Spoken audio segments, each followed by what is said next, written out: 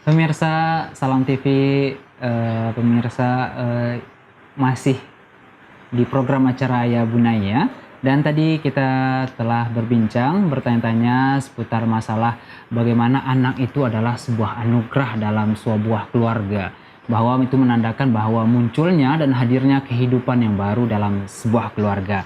Oh ya, Abi dan Umi, Riko lupa nih, ingatkan kembali bagi sahabat di rumah ya, pemirsa di rumah, Anda bisa menyaksikan program acara kami, dan tema kita hari ini adalah anak lahir dengan fitrah. Anda bisa menyaksikan program acara ini secara streaming di salamtv.info atau melalui satelit Palapa juga bisa 40147272 horizontal. Baik, Ustadz Edi, kita lanjutkan nih. Ustadz sudah katakan tadi bahwa memang anak itu adalah sebuah anugerah yang luar biasa yang patut kita syukuri. Dan Ustadz tadi juga menjelaskan bagaimana kita sebagai orang tua mensyukuri, cara-cara mensyukuri kehadiran anak tersebut ya Ustadz ya. Dan sekarang Ustadz, benar nggak Ustadz kalau orang tua itu memiliki peran penting dalam pembentukan karakter anak? Benar ya. Ini seperti yang disebutkan oleh Nabi dalam satu hadisnya, kullu mauludin yuladu alal fitrah fa abawahu yuhawidanihi au yunassiranihi au yumajjisanihi. Hadis ini menunjukkan kepada kita bahwa setiap anak lahir dalam keadaan fitrah. Fitrah, bersih ya? Bersih. Kalau kita lihat dalam beberapa syarah hadis ya dari para ulama, anak itu lahir dalam keadaan membawa agama ad-dinul Islam. Kebaikan, artinya kebaikan. Walaupun orang tuanya bukan Islam ya Ustaz? Ya, walaupun orang tuanya bukan Islam. Nah, tetapi lihat sambungan hadis itu, fa'abawahu. Maka orang tuanya lah yang menjadikan dia Yahudi, Nasrani, dan Majusi. Nah, ini menunjukkan kepada kita pada sebuah perspektif bahwa keluarga itu menjadi sangat penting bagi pembentukan karakter, pendidikan anak. Kalau kita melihat dalam beberapa istilah di dalam buku-buku Tarbiyatul Aulad, para ulama mengistilahkannya bahwa rumah tangga itu merupakan madrasatul ula. Apa itu? Sekolah yang pertama. Oh, sekolah yang pertama. Sekolah pertama bagi anak, ya. Ini untuk menunjukkan ada sekolah yang lain, sekolah formal umpamanya. Tetapi hadis ini menunjukkan keluarga itu sebagai ya sebuah lembaga pendidikan yang utama dan pertama bagi seorang anak. Kenapa? Karena orang tua itu menjadi teladan bagi anak dalam sebuah rumah tangga. Masya Allah, Masya Allah. Begitu. Itu tadi Ustadz kalau anak itu sudah lahir ya. Iya. Nah kalau ketika masa hamil, ibu hamil, apakah di situ juga berpengaruh sikap baik dan buruknya orang tua? Benar. Berpengaruh ya Ustadz? Benar, ya. Makanya kalau kita lihat ya, di dalam Islam, apakah perempuan hamil itu mendapat keringanan nggak? Dapat keringanan untuk meninggalkan puasa? Oh, dapat, kira-kira? Dapat. Keringanan. Oke. Apakah perempuan yang hamil itu mendapat keringanan untuk meninggalkan sholat? Tidak. Itu menunjukkan apa? Bahwa ibadah itu diperlukan di masa seorang ibu dalam keadaan hamil. Iya.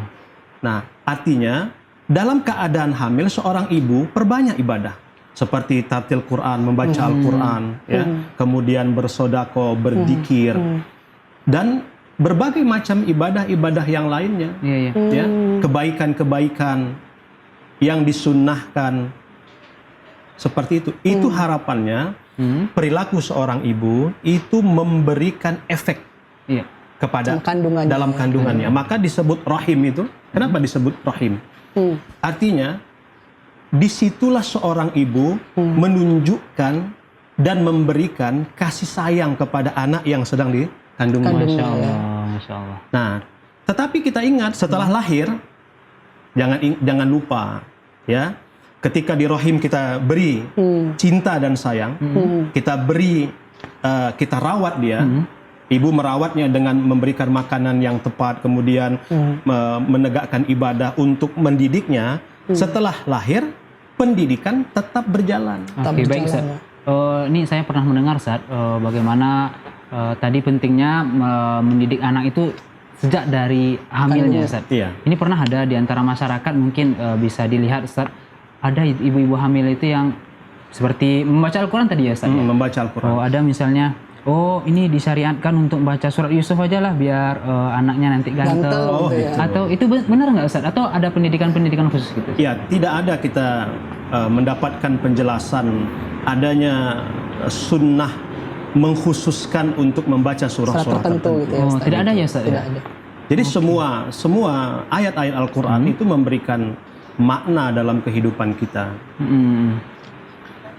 Tapi ada satu hal yang ingin saya tambahkan ya, Iya. bahwa di dalam suratun Nisa Allah Subhanahu wa taala itu berfirman, "Wal yakhshalladzi nalau taraku min khalfihim dzurriyyatan di'afan khafu 'alaihim falyattaqullah wal yaqulu qawlan sadida." Di dalam ayat ini Allah mengatakan, takutlah engkau jika seandainya meninggalkan generasi yang lemah. Generasi yang lemah di sini artinya adalah seorang tua yang meninggalkan anak dalam keadaan lemah imannya, lemah agamanya. Ya. Wal yakhshalladina law tarakum min khalfihim dzurriyyatan di'afan khafu 'alaihim. Allah mengajak orang tua, takutlah. Falyattaqullah, bertakwalah kepada Allah. Nah, di akhir ayat itu Allah mengatakan apa? Falyaqulu qaulan sadida.